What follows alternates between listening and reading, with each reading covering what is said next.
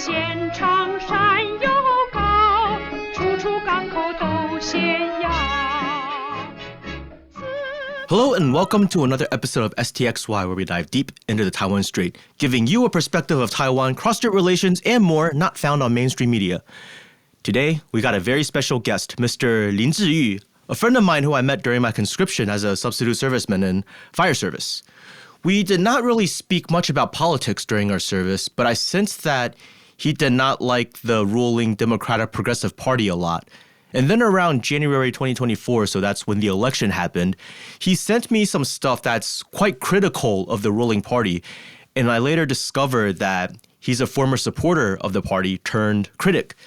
And because we've been talking on the show about some blatantly anti-democratic stances of the DPP lately, I thought today would be the perfect time to bring on a former supporter to talk about how he came from supporting the party to becoming critical. And in the process, I guess we can both talk a bit about our political development. So without further ado, I want to welcome our guest, Mr. Lin Chi-yu. You want to give a quick introduction to our audience, like where in Taiwan you're from, what it's like where you grew up, what you do now, and anything else that you think the audience might find relevant? The floor is yours. Sure. My name is Chi-yu Lin, and then I live in Zhanghua, which is in the Midwest of Taiwan. And because my major was diplomacy and law, so from my experience, many of my friends were DPP supporters in the past. And then somehow some of them start to support maybe TPP, or they start to become like DPP haters in the end. So it's my pleasure to share my experience and views in this platform. All right. So you do diplomacy. So I guess a lot of the work that you do is quite political by nature. And I just realized you sound a little bit British when you speak English. Study diplomacy and law. Yeah, because I don't intend to do it, but because when I learned English, all of the materials I pick was basically British materials. So sometimes my accent would be like a mix between Northern American and British English. Yeah. You know, to our audience, Mr. Lin over here also is quite fluent in Bahasa Indonesian, right? Yeah. Sedikit lah, sedikit. Okay. So I guess you mentioned this a little bit, how you were surrounded by some DPP haters who were former supporters. But let's talk about your political journey. Like, what led you to initially support the DPP and what changed? I think just you being from southern Taiwan has a lot to do with supporting the DPP, right? Yeah. Like, I think it can be broken down to two reasons. First of all is my family background, because as you said, I live in like Midwest of Taiwan, so most of the residents here really like the stance of DPP. Like they claim that they are authentic Taiwanese, and then they refuse to be reunified by China. And also, I think it's also because of the way they receive information.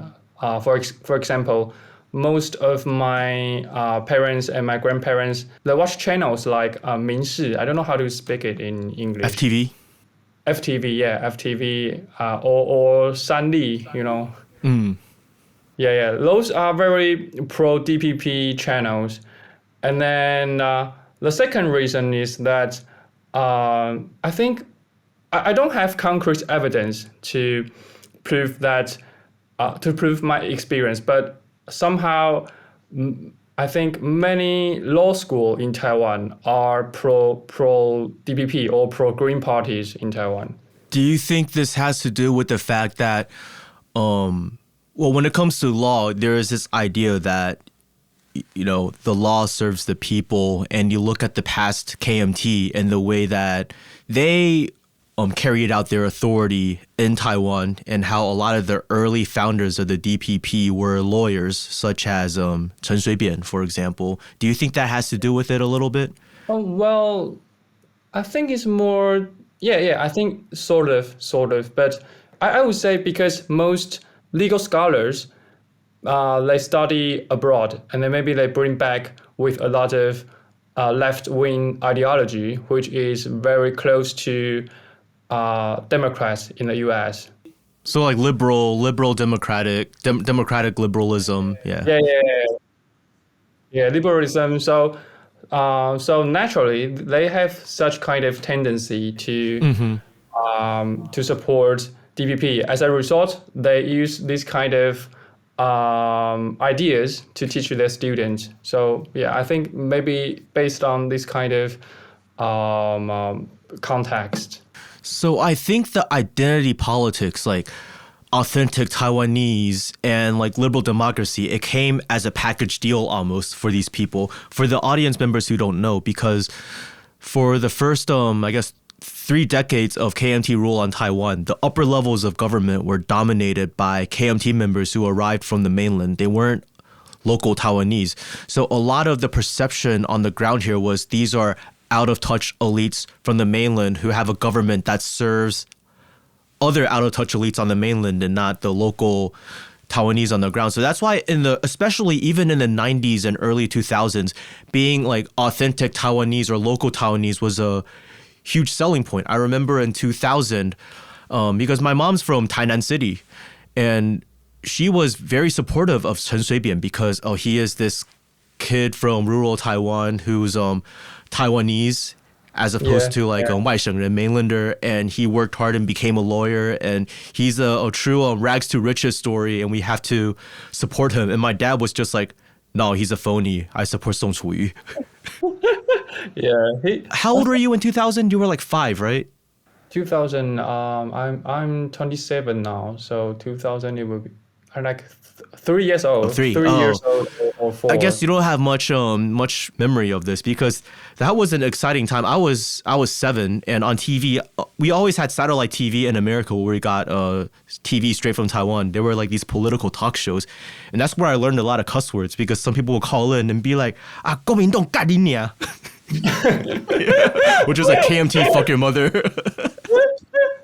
So that explains why you became a DPP supporter, but is there what changed? Like, is there a specific moment you decided that you could no longer support the DPP, or was this shift against the DPP gradual? I think the watershed moment would be the presidential election last year.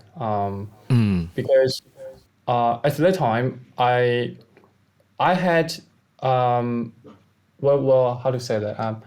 I had made my mind to vote for William at first. Oh, Yeah, at first. oh, Yeah, but however, the more information I dig into his speech with Ko-Wen-je, I find out Ko-Wen-je's speech and this is and Ko-Wen-je, the by way- the way. yeah, and the way he interact with people is more, like, because in William's speech there's a lot of how to say that, like, So William is Lai Qingde, by the way. His English name is William. yeah, in his logic there are a lot of loopholes, like he cannot explain why during the ruling of DPP there were so many scandals and so many corruption affairs, something like that. So for the audience who doesn't know, the DPP was first in power from 2000 to 2008, but they did not have the majority in the legislature. 2016 to 2024 was different because not only did they have the executive body of the government, but they also dominated the legislature. So in theory, their promises in 2016 was, this is the first time we have supermajority, we have full control of the government, we will actually carry out our promises. In the past, we could not because the parliament was always dominated by the KMT and their allies. So what were some of the promises that you felt that the DPP fell short on delivering? The most obvious thing is about how to say that? Like they promise to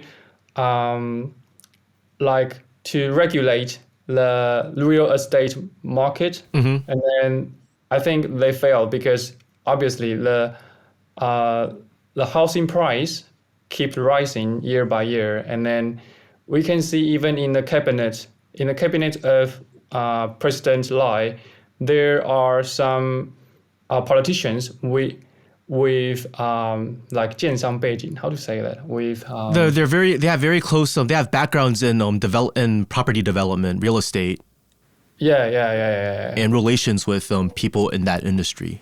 Yeah, so you can see this kind of nepotism and in his cabinet. So that's why I doubt his integrity and his promise to deal with the domestic affairs. And I think your concerns are playing out. He has not been a very successful leader so far. People are whatever support he had, I feel like it's dwindling. More and more people are against him. Yeah, and he keep using his supporters as a firewall to, how to say that, thwart like to oppose the reforms in the legislature. Because if you think about it, the reforms in legislature aren't bad at all. You need a majority in the constitutional court to deem whether or not a law is constitutional. I think in most other countries with a constitutional court, let's say the Supreme Court in the United States, you need 6 out of 9 justices to agree, whereas in Taiwan before it was 6 out of 15, which is not a majority, and that's kind of dangerous when you have 7 grand justices that retired and Lin Chi-yu gets to pick the new ones. Yeah. Or the other ones, it's recalling politicians. You're just lifting the threshold, because to me it felt like the DPP after a certain point they stopped caring about doing well in elections. They're like, okay, if we lose the election, we'll just launch a recall. We only need 10% of the constituency to sign a petition and then 25% to vote in favor. Then the recall can be done. On a related note, have your views on cross-strait relations between Taiwan and the Chinese mainland evolved as your stance on the DPP shifted, if they did at all? Like how have they shifted, if they have at all? Well, I would say, it's interesting you should ask. Like, in the past, to be honest, because I was one of the DPP supporters in the past. So, but right now, I think most of the time, the ruling party, they just wanna use the China issue as some sort of leverage to intimidate his supporters or to just to make fuss, and so I think because to be honest, we are just an island, so we need to be more realistic. Like maybe we should not only maintain a good relationship with countries like Japan or America, but we also need to find a way to maintain our relationship with China, because they are our second biggest economic partner. Yeah, I think it's because of reasons like this. We need to be pragmatic, and we cannot be too ideological with issues like Taiwan independence or reunification. And what you're saying is you feel that politicians have been leveraging this issue to drive a wedge between voters and to stoke fear among voters, saying, if you don't vote for me, then the worst thing will happen, right? Yeah. Now, have your views on the KMT, the Kuomintang, changed at all? Well, I would say it's complicated. Like I think my impression to them got better, like maybe 10%, within 10% or 15%. And I know in KMT they also have a lot of like branches, like 派系, how to say 派系? Like factions. Factions. So maybe in the middle generation, they have more pro independence thoughts, but because maybe they don't have enough power to voice themselves, so the whole party is not so solitary, like 团结了. Yeah. So there's factional infighting within the party. There's not a lot of what is it? There's a lack of consensus on certain issues within the party. And in my opinion, I think ever since liberalization, the KMT has become a shell of its former self. It is a party that people support not because they support the KMT's message. And I believe the KMT does not really have a core message at this point. In the past, their core message was, we will reunify China under the three principles of the people. But I think by the 90s, everyone knew that that was not going to happen. Yeah. And nowadays, it's just, they're a shell of themselves. They have no core message. And people support them not because they support them, but because they oppose the DPP. That's my impression of the KMT. Mm-hmm. So, yeah. So I think we already covered this a little bit, but what are your thoughts on the current state of the DPP? Do you believe they are still fighting for democracy, or have they become the exact thing that they once criticized? Yeah, right now it becomes something I really want to oppose, because you know, yeah, there are so many points I can make. So first of all, they also try to use media as a way to sway people's cognition, like what I mentioned before. Like my parents and my grandparents, they always watched 民视人三立. Yeah, 民视 and 三立, and they always talk. Those channels always shooting the shit, like they fearmonger. Yeah, they won't condemn the ruling parties, but they will blame everything on the opposition party. And then the second reason is that DPP also know how to mobilize their supporters. And then like last week, I think they the 青鸟, how to say that in English? 青鸟, they call them I guess the literal translation would be bluebird, but in this case it's greenbird. I know in modern Chinese, 蓝 is blue and 绿 is green, but then in ancient Chinese, 青 could mean both blue or green depending on context. Yeah, so 青鸟, the little bluebirds, they're like the little puppets of the DPP among their supporters. Yeah. Like and like I think DPP also know how to. I don't have any concrete evidence, like their influence in Taiwan, like anchors on podcasts or YouTube's. Their stance is quite obvious that they support DPP, and even always try to like their thoughts and what they. I think I know what you're saying.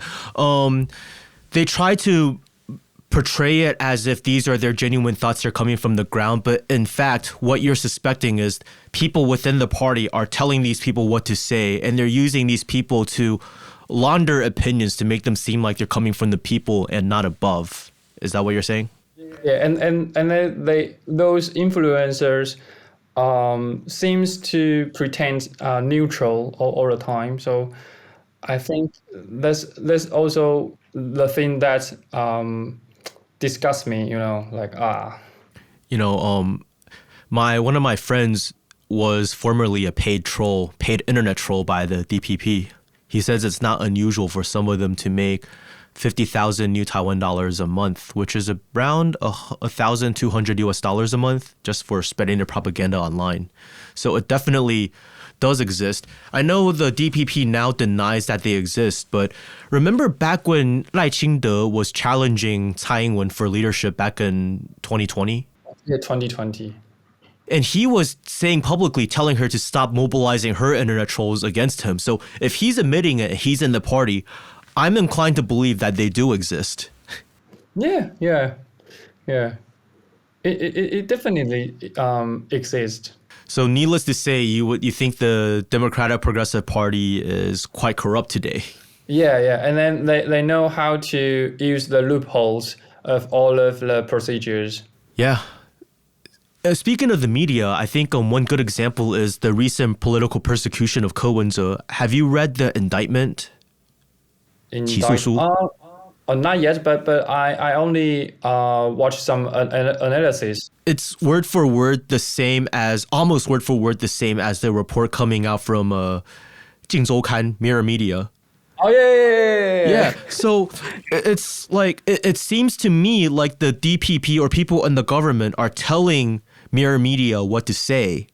So then, to shape public opinion, to get the public to think of Ko Wen-je as like guilty beyond reasonable doubt, to make up for the fact that they do not have solid evidence of his corruption. Now, do I think Ko Wen-je engaged in corruption?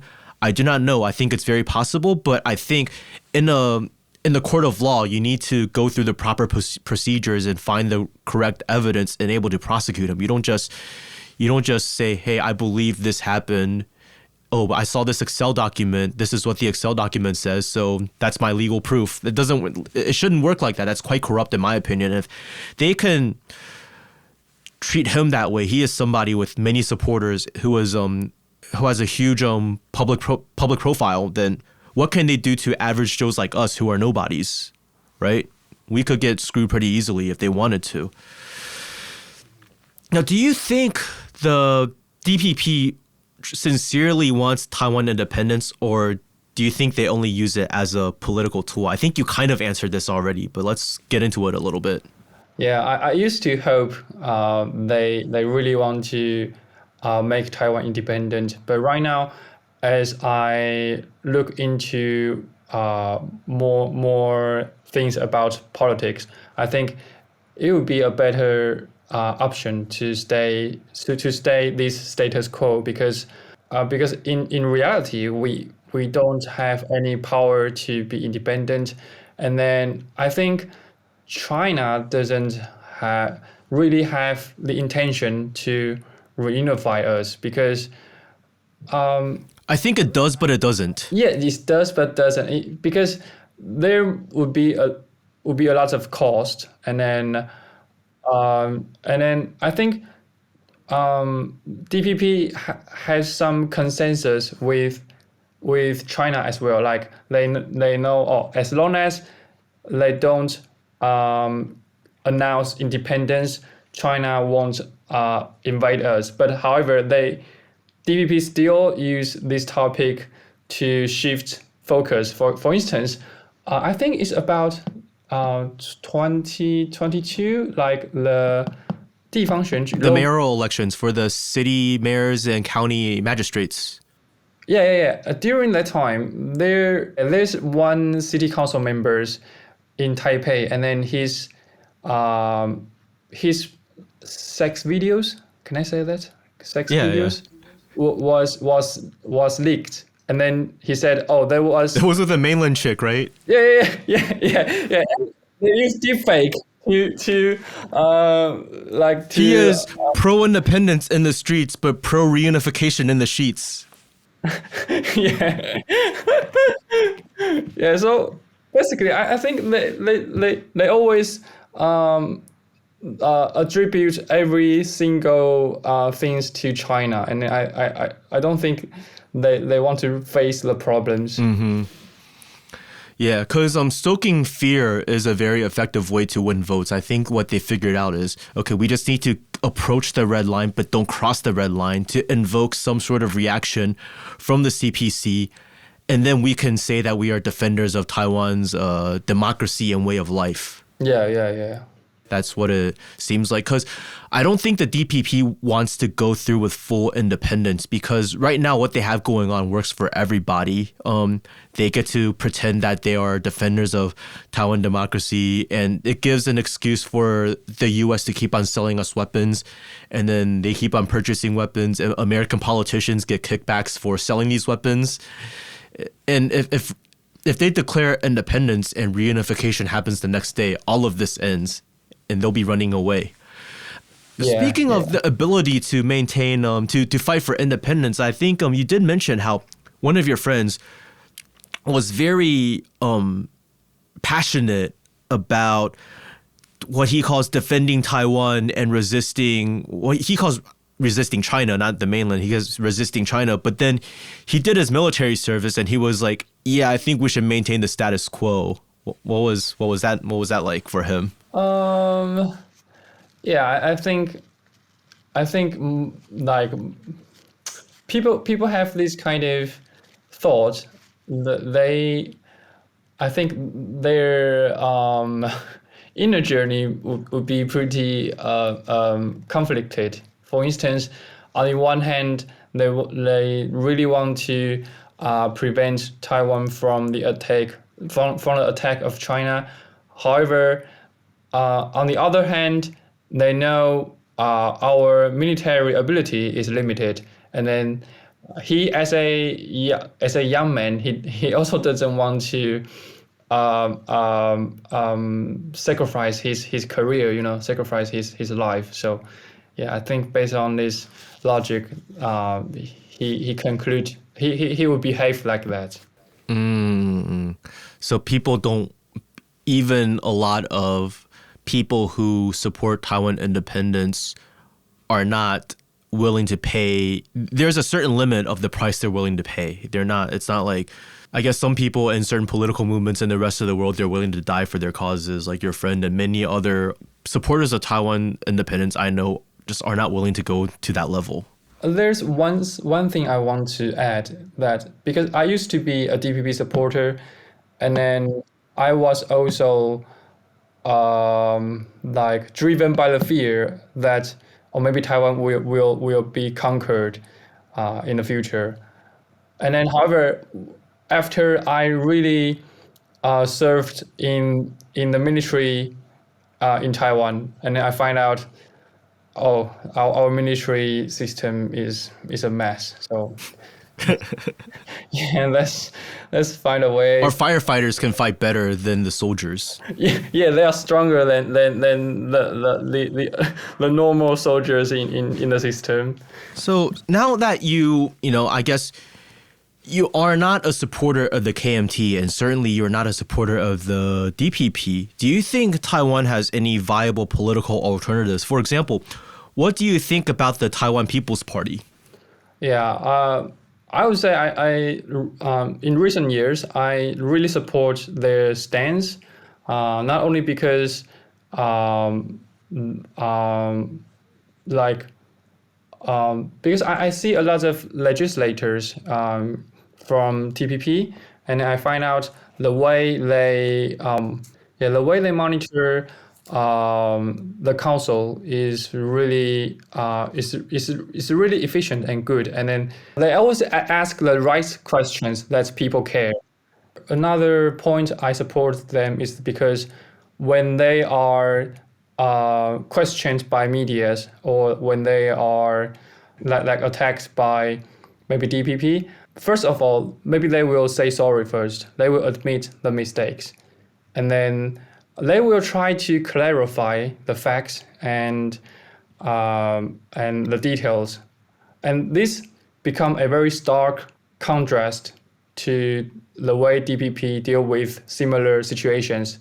Like if DPP encounter such kind of situation, the first thing they do is that they will counter attack first, and then try to send some misinformation, like it's because or they will say something very ambiguous, like we are still planning it, and then maybe after this like 会期, like semester, we will produce something like it's very like They're not willing to accept responsibility and they just keep on blaming everybody but themselves. yeah. It's a very crafted way, like very typical way of speaking. Like it's similar to Kamala Harris. Yeah, I mean, the DPP and the Democratic Party do have very close relations right now, especially through the current vice president, so-called vice president Xiao Kim. Yeah. 战猫. Fucking ugly bitch. You know, the DPP does have a forward-facing part on Twitter where they try to communicate with a foreign audience. And recently, they made a video about the three bills that were amended by Parliament. You know, the one about the election and recall, and the other about the allocations, and the third one about the Constitutional Court one. The Constitutional Court one. And the whole video was just like, by doing this, they are working for, I don't know who they're working for, but they're not working for the Taiwanese people. And it's heavily implied that the DPP is saying that the KMT and the TPP are secretly working for the Communist Party of China. Yeah. Yeah, you know, in the past, I did believe this kind of narrative, but right now I think it's a bullshit because, first of all, they don't have any evidence to prove it, and then they keep advocating this kind of conspiracy for nearly 8 years since they came into office. So I think more and more supporters will 识破怎么讲？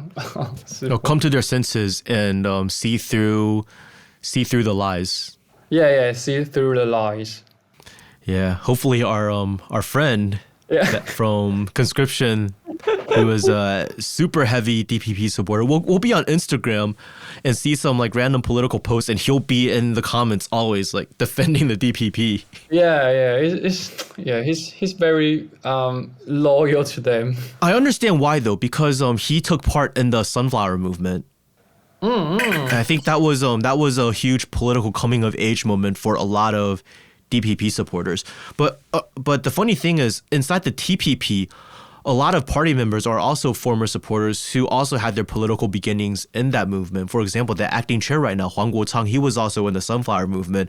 Later in the New Power Party, but then after the New Power Party pretty much fell apart, he joined the Taiwan People's Party, whereas some of the other people, his cohort who also joined the New Power Party, ended up joining the DPP. Yes. Talking about Lin Chi-yu and Wu Zheng. Yeah. I don't like those people. I think they are penetrated. Yeah. So what is your opinion on Ko Wen-je and his role in Taiwan's politics? I mean, clearly he has a pretty big role if the DPP is trying so hard to bury him. This guy, Ko Wen-je. Yeah. I think my take is that from his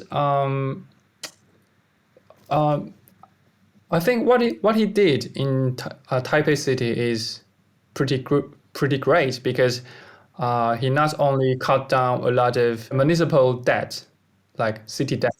Yeah, he cut down a lot of debt and then saved a lot of money for the Taipei residents, and he also like.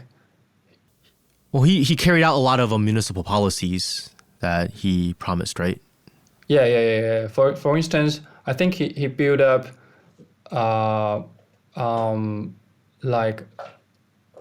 some sort of musical or dancing center, and then he also finished 就是大巨蛋，就是那个 Taipei Arena.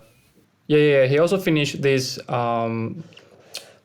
this program that is messed up by KMT. So I think although this program, this building has some sort of problem, but I can see he tried to complete something that other people has given up. I see. So what do you make of Ko Wen-je's current situation? Well, I think the main scandal that bother him would be the Jinhua Chen案. The Core Pacific Development. Yeah. And then because this case is really complicated because you need to know a lot of expertise in architecture and relevant regulations. So right now I cannot make a solid conclusion that he is innocent, but I think because there is a panel, a panel to decide whether the city government should give extra bonus for his counterpart. So I think because It's for people who don't know, it's redesignating certain land use so that this development company could build the building the way they want to, which would increase their profits by a lot.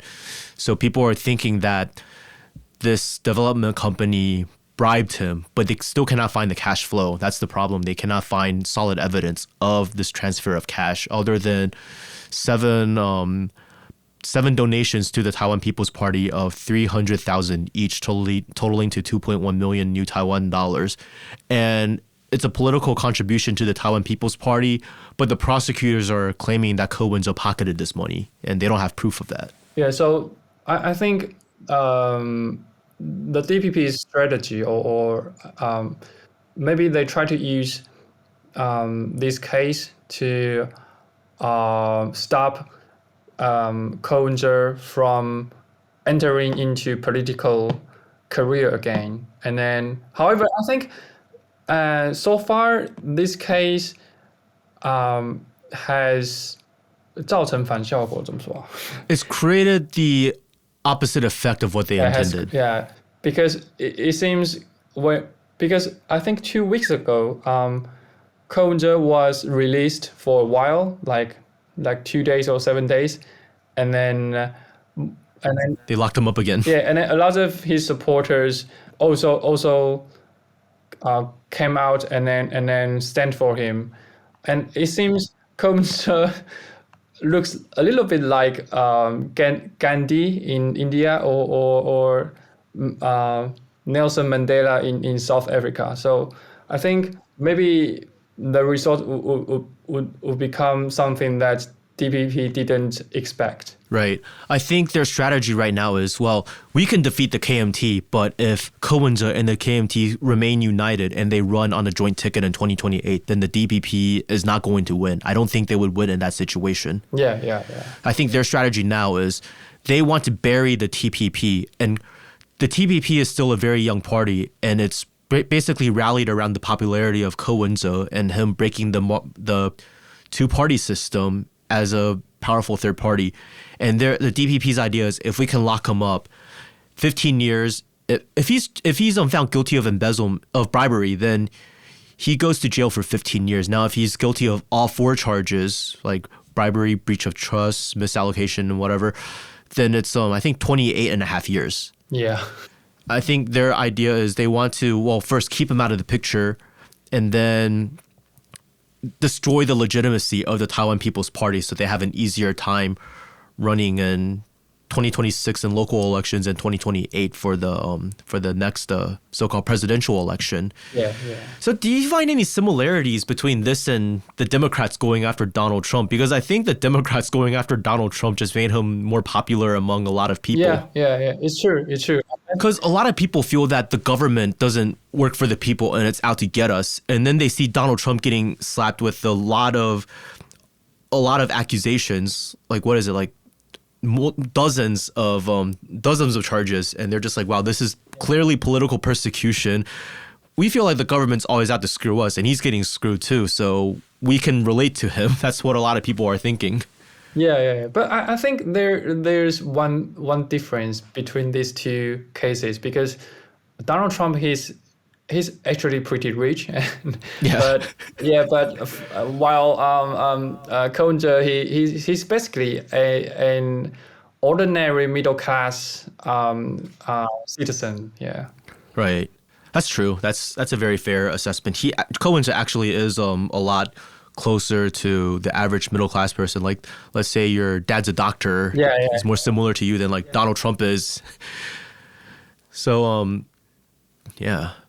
Now, what would the policies pursued by your ideal political party look like? Okay, very interesting. I would say if they would like to deal with domestic affairs, then such as how like the housing price in Taiwan, and then also the like the city planning in Taiwan, because there are a lot of car accidents yearly in Taiwan. So I hope if Taiwan has such kind of ideal party, I hope them can deal with these two issues first. Yeah, rather than foreign policy problems, because I think foreign policy is not something palpable to our people. Exactly. I feel very similarly. I feel like the ruling party should spend less money trying to cozy up with foreign governments to get them to speak of us positively and use more resources to actually serve the people on the ground and, help working families provide for their futures, their children and their elderly parents, make it easier for us to, afford living a comfortable life. So now on to the next section. It's going to be about, I know you said you want the government to focus more on domestic, like local issues rather than like foreign policy and stuff, but that's inseparable from politics, unfortunately. So how do you feel the roles of the US and mainland China, how do you feel about them in Taiwan's future? It depends on periods. Like if we were in the age of President Ma Ying-jeou, then I would think during that period, because China is still rising, and then the U.S. focal point was still in the Middle East. So at that time, the U.S. did not really considered the status of Taiwan. However, right now, because China's economic power become stronger day by day, and then I think that's why U.S. Is trying to use Taiwan as a leverage to like disgust China, like to poke China. To in a way that it really just endangers the people over here, it does not really help us. Yeah. Well, my next question was, do you think the US genuinely cares about Taiwan's people and culture, or if it's just interested in using Taiwan as a wedge against the mainland? But I think you just answered that. It doesn't really care about the people here. It's just using the people here to further its own interests, right? Yeah, and also they also care about our maybe our like semiconductor technology, I think so. Yeah, that's why they passed the CHIPS Act and it's TSMC's being hollowed out. Yeah. And who was why I really dislike Xiao Kim, that the vice president is she was the so-called ambassador to America at the time. She did nothing to protest the CHIPS Act and defend TSMC. Mm-hmm. She did absolutely nothing. And you would think that as somebody who was supposed to be representing Taiwan, defending TSMC and preventing it from being hollowed out by foreign policy would be a number one priority. Because right now, if you remove TSMC from the equation, Taiwan's economic growth, I believe, is negative. Yeah, it is. Yeah. Now, what do you think?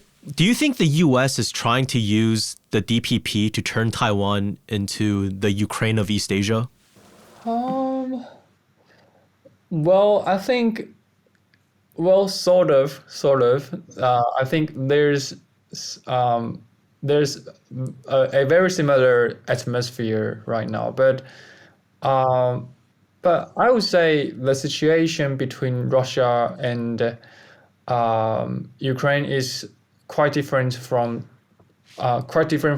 Taiwan, from cross-strait relationship, because it's hard to explain how to say that. No, I think I know what you're saying. It's because back then when the Russian the war between Russia and Ukraine started, NATO and its allies were pushing up against Russia, and Russia felt like it was backed into a corner. Whereas for Beijing, I think year by year, whether it's economics or foreign policy, foreign diplomacy, or military, everything is going increasingly in their favor. So they're not feeling threatened. Yeah. So they're not in a desperate position where they feel cornered that they have to do something desperate. I do not think they're in that position. They will reiterate their red lines, but that's about it for now, unless you have some unprecedented changes in the global situation. Yeah. And I think because in the past, Putin has said that he has warned NATO to not expand their sphere of influence over East Europe, especially the satellite countries like Ukraine and Belarus, right? Belarus. Yeah, Belarus. So I think these are the red lines. However, because Zelensky did something really provocative to Russia, so I think that's why Russia did such kind of action. Right. Also, I think Zelensky is a little bit more reckless, and one way you could say it is he's a little bit more brave than Lai Ching-te, and I think it's because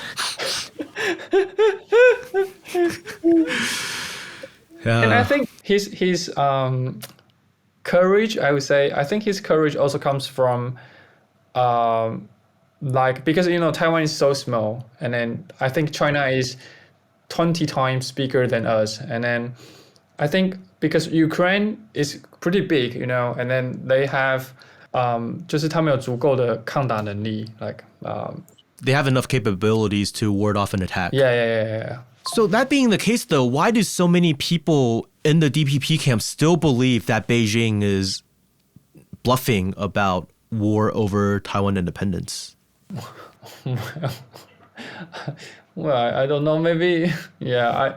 I'm quite. I am personally quite desperate about this situation, and I don't know where they get such kind of confidence to resist attack from China. Right. Because, I mean, you look at America, for example, when the southern states declared independence and formed the Confederate States of America, Abraham Lincoln launched a war to reunify the United States. Like, the two sides being separately administered right now is the result of the Communist Party of China winning the Civil War on the mainland, but not yet finishing the conflict here in Taiwan, which it is willing to do peacefully so long as Taiwan does not unilaterally change the status quo and say, oh, we're a separate country now. That Civil War, it's not between two political entities within the same country. We're two separate countries now, I mean, legally, whether it be the PRC Constitution or the ROC Constitution, it is one country. So legally, so if there's a unilateral move to declare independence of one part, we cannot expect that the other side will just sit idly by. Yeah, it's true. So on this topic, though, what are your views of the One China policy and how do you think it affects Taiwan's future? A lot of audience members want to know this. They're curious. Well, I think, One China policy is a very convenient tool for the US, from my perspective, because today, US they can try to. Because right now their focal point is in East Asia, so when this region didn't come up a superpower, this would benefit the U.S. However, if the U.S. emphasize on maybe Middle East, they can also pull out themselves from the Cross-Strait relationship. So I think One China policy is a very useful tool for them. And I personally hope political leaders to refer to, I don't know whether you know the idea called Finlandization. I will try to explain it, okay? So Finlandization is a strategy used by Finland after World War II.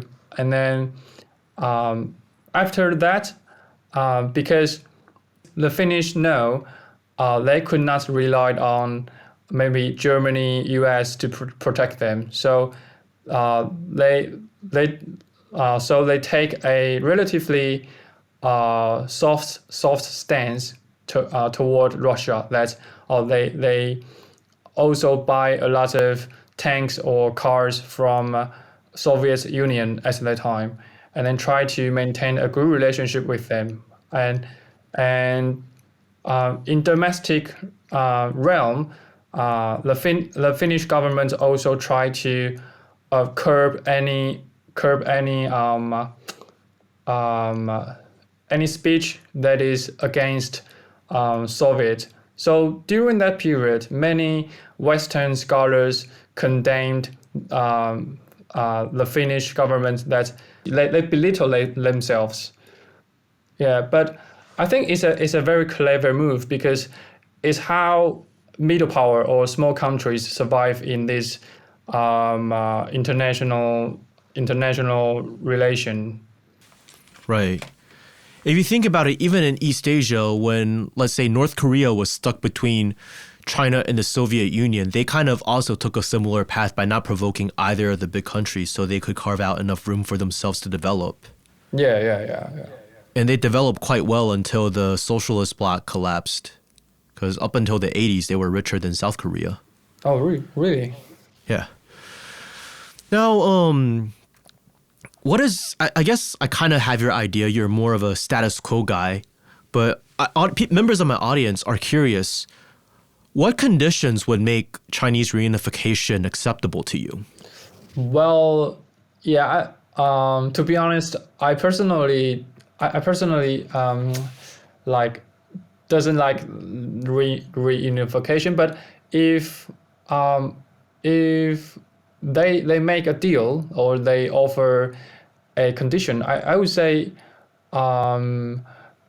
if they act like if they are as progressive as Japan, like, because Japan brings a relatively good image for most Taiwanese, and that's why many Taiwanese want to travel to Japan. And then if the Chinese government or their image on in international stage is so good, I think many Taiwanese would take the term. That's kind of the feeling I get. A lot of it really is public image, because before Chinese mainlanders had too much for a long time in many parts of the world, Chinese mainlanders were not really there. They were kind of a little bit more reclusive during a certain part of their development, especially in the early stages of the People's Republic of China, as many countries still did not recognize them.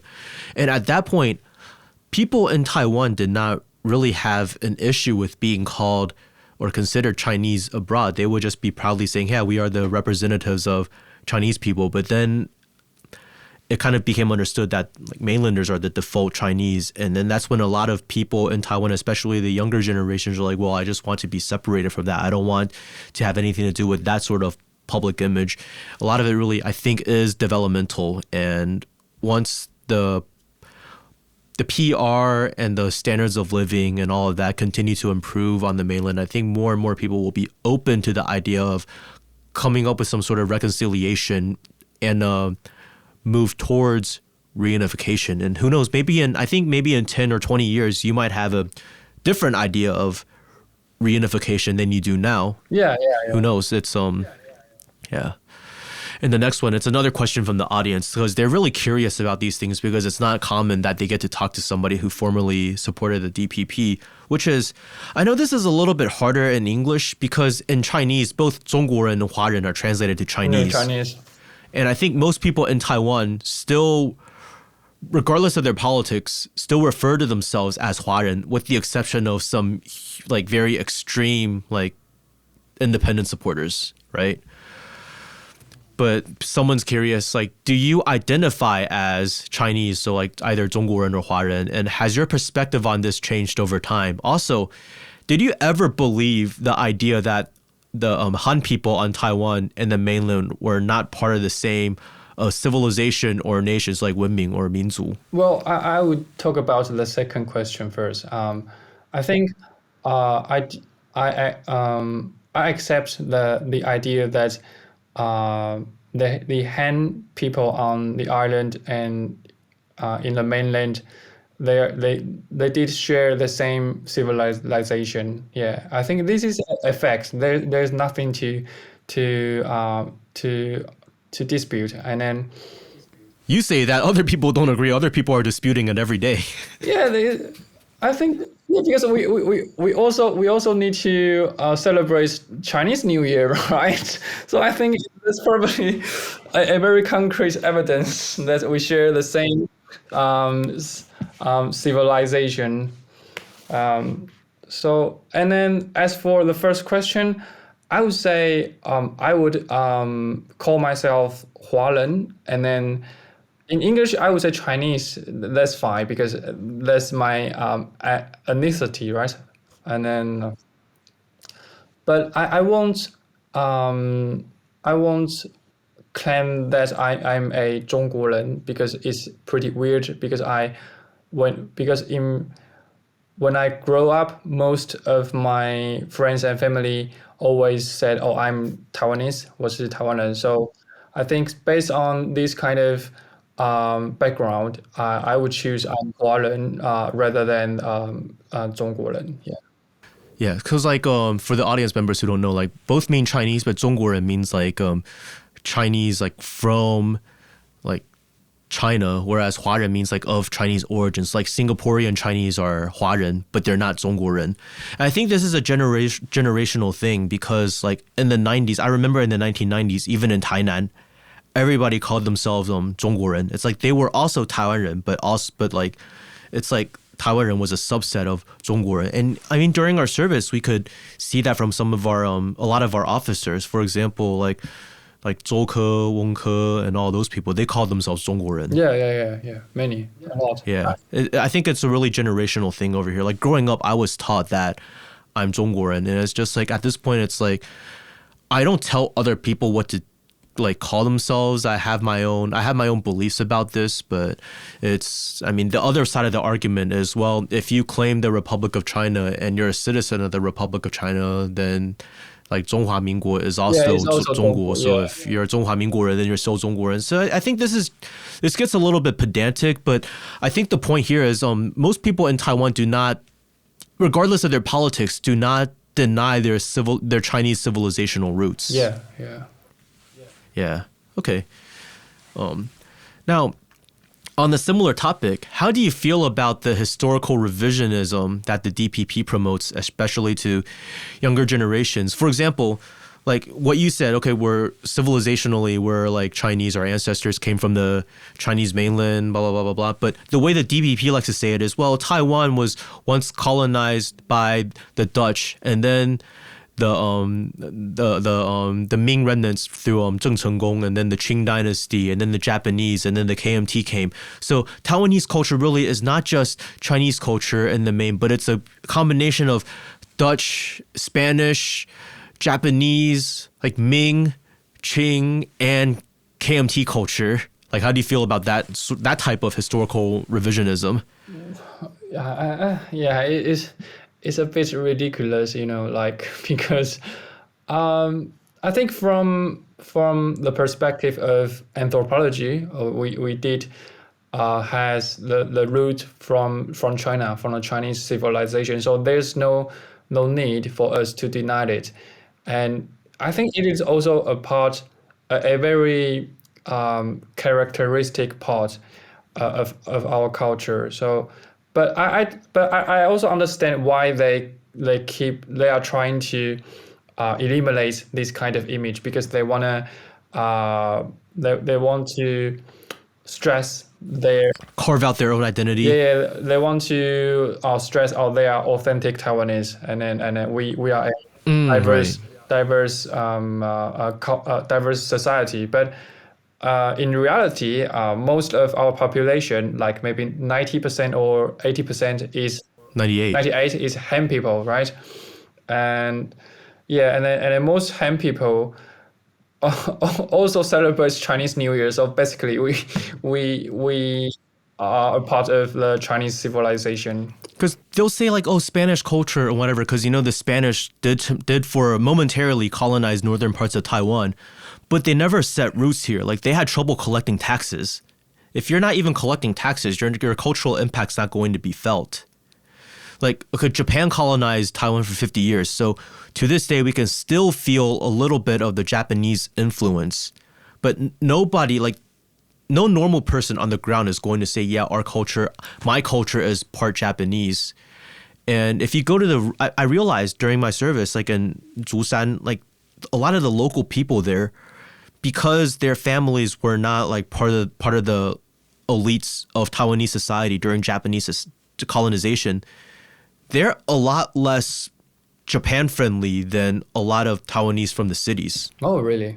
Yeah, because I mean, in the city, some of the people, like, they might have been like a little bit more well off, and during the land reforms carried out by the KMT, they might have lost some land and felt that, well, the Japanese let us have this power, but then the KMT came and took this away from us. But then, like, the people in rural Taiwan, they benefited from these from this land reform. So they're like, well, the KMT got us land, the Japanese let the elites work us like slaves, so we don't like the Japanese. Yeah, interesting. Yeah, it's very fun. Yeah. I was at a friend's house, Shenru, like his family's been in Zhusan for many generations. Oh, yeah. I was talking to his dad, and his dad would just say these sorts of things. Oh, 你不能够糟糕啊. Yeah. So, how would you speak on this note though? How out of touch would you say the cultural views promoted by the DPP are for the majority of people in Taiwan? So, for example, like when Tsai Ing-wen invited drag queens to go dance at the presidential office. Well, I would say, yeah, well, it depends on on their political spectrum. Like, if they, But on average, on like average, the average person in Taiwan. I think maybe, yeah, it's hard to measure. It's hard to measure. I cannot give a very, um, uh, like decisive, like a very definite number, because most people won't really believe in that kind of discourse, I think. Like, or they would subconsciously understand that our government is trying to peel off this kind of identity. They are trying to, they understand why they did it. And then maybe ordinary people also have this kind of sense that they are trying to try to separate our identity from the Chinese mainlanders. So it's hard to measure unless we conduct a poll. I think most people in Taiwan are pretty like live and let live. Like, we will tolerate you. Like, you don't have to be like mainstream, but just don't get to the point where you are trying to impact the entire society's culture and make everything about yourself.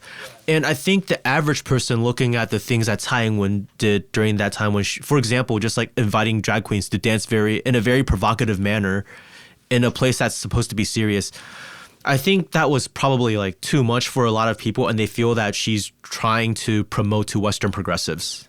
Yeah. I agree. Yeah, just trying to appeal to them. People are curious about your own personal views, so yeah. How do you think young Taiwanese people can combat misinformation? Oh, it's hard. It's yeah.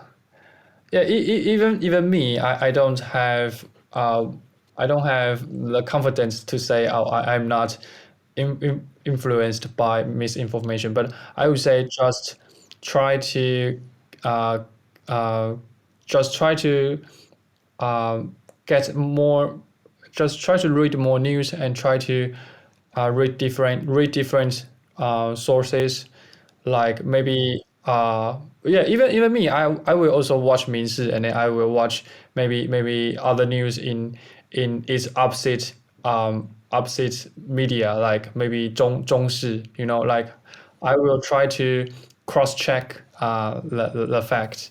Yeah, I started doing that at very young, and not just within Taiwan, but would also watch like Yangshi, like CCTV from the mainland, just to get even more perspectives. And also, of course, being in America, I was also watching like mainstream Western media, so it was always really interesting. And I tell a lot of my friends who are like very, very like pro DPP, I'm like, hey, if you hate the Communist Party that much, you should probably understand them more than somebody who doesn't. You should be reading Xi Jinping's On Governance. You should be reading Mao Zedong's On Contradiction, 矛盾论, or his On Practice, 实践论, or the works of Deng Xiaoping, just to understand their development and where they came from and how they think politically. Yeah. So that's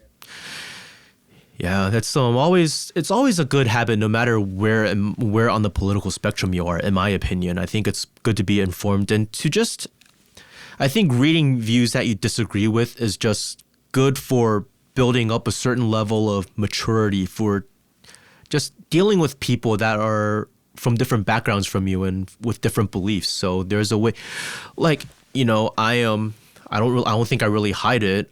I am pretty pro reunification, but you would say like you've like worked with me and lived with me for like half a year. You would say I get along with people from all sorts of different political backgrounds, right? Over here in Taiwan. Yeah, I think yeah, it's true, because we've get contact with people from different political backgrounds. So I would say yeah, Xiangyu, you are very tolerant to different groups. Yeah. I mean, after you left, towards the end of my service, like one of the guys I was closest with is like a straight up DPP supporter, but we just don't really talk about that. We see eye to eye on a lot of other things, though, which is really interesting. Yeah. But okay, now we're on the very last section. Thank you very much for just bearing with me this whole time. It's fine. So now we're talking about like political alternatives and Taiwan's future. So how would you say do you think the DPP's constant like boasting and aggrandizing of Taiwan's democracy to the rest of the world has improved the lives of ordinary citizens in Taiwan? Not really, but it did improve the image of Taiwan, like on the international stage. Like more and more countries has noticed our status, but in terms of the life of ordinary people, I think most people are still struggling to deal with the inflation, inflation and the high housing price. Yeah. Right. Yeah, I think a responsible government, I mean, while it does work for better PR on the rest of the world, should first and foremost care about its own image from the people that it serves, not from people abroad. Yeah. Because they're supposed to be serving the people over here. Like, to me, it seems like the DPP doesn't care about what people in like rural Taiwan or what people in like, I don't know, the counties that they don't get votes from. Like, they don't care about what people in Jinmen think about them, because they're never going to get votes from there. Yeah. I want to share my view on it. I think maybe some DPP reformists, they try to make some difference, but they cannot carry it out because it was dragged by maybe other factions within their parties. So that's why, and also because if they did some reform, they would also provoke their 金主, their 金主, yeah, their financial backers. Yeah, they're financial backers. So that's why we see DPP did very little for ordinary people. That's fair to say. Now, Yes. how would you say ordinary Taiwanese people decide who to vote for, given limited access to policy details or the information of candidates? For example, every time there's an election, sometimes the candidates they push out, they've never really served in their local governments. They've never worked with them. They don't know them personally. They don't know how they are at the job. So how do people decide who to vote for, given the relative lack of information on these people compared to their huge responsibilities that they're signing up for? Well, yeah, this is a very interesting topic because I think for people like me, like maybe the age between maybe 20 to 50 or 60, most of us will try to understand the candidate through 直播 live stream, like Live streams. like the candidates live stream or from Debates. debates, many debates. But for people like my grandma, she basically just understand one person through their facial features, and then she would say, "Oh, this one look very unlucky. Oh, he look 大晒, like his face has a shit on it," and then she will just say, "Oh, I don't like him or her like this." Hey, that's fair. I think sometimes the way people look does reflect who they are on the inside, or maybe who they are or how they, or I don't know, or maybe you look evil enough and you'll just decide, I'm just going to be evil, or maybe you act evil enough and your face starts looking a certain way. I don't know. There's plenty of people like that in history. Yeah, but it's not a rational way to differentiate a good candidate or not. Right. Did she vote for Lai Ching-de then, because his face looks very like 大晒? No, he favored Lai Ching-de a lot, Yeah. So it's the other side of her thinking, okay, well, he's he served in southern Taiwan. Yeah. He's one of us. And then he's a doctor, I guess. And then Right. Yeah. Cohen's just a doctor too. Yeah, but I think maybe she's also brainwashed by the mainstream media in Taiwan, and then whenever she read news about Cohen, she would ask me, so is he sentenced, and how many years, and when did we? The more the better. Yeah, when are we going to jail him forever for good? And I was like, I would say the prosecutors haven't found concrete evidence yet. Excel pay. Oh, that's pretty interesting. I think a lot of people do vote that way. Also, I know in the past I've seen people say they vote for certain people because their family members told them to. Yeah. It is, and I also remember some local 议员怎么说? Sorry. 议员, councilors or councilmen or councilwomen. Yeah, like local councilmen or councilwomen, when they are running for a race, they would try to hold a like 参会, Like a banquet. Yeah, a banquet in the temples, in the local temples, in their constituency, and then 你说就是板德哦. Yeah, 板德, yes. And then my grandma will go over there and then meet her friends, and then have a meal, have a happy meal there, and then come back and say, "Oh, I vote for him. I like." Oh. Yeah. So have you noticed though, at like the council level, like the party matters a lot less. Like what matters more is just like little events like this. So like somebody who votes like DPP on like for mayoral elections or higher levels, like for legislatures or like the leader, they'll sometimes vote for like the KMT candidate for city council because of these sorts of events, or just like the connections with the local people. Yeah. Yeah. I think it's because for KMT's case is a bit different, because I think many legislators of KMT they have some sort of special influence in their constituency. For instance, in my constituency, the legislator has a Oh, mafia. Oh, organized crime backgrounds. Yeah, like that kind. And then actually um, they I think they have a lot of means to stand firm on in the race. Um, so they know how to win the heart of their voters. That's actually very true. Yeah, so now on to the second to last question. Did the Sunflower Movement influence your political development, and did you take part in it back in 2014?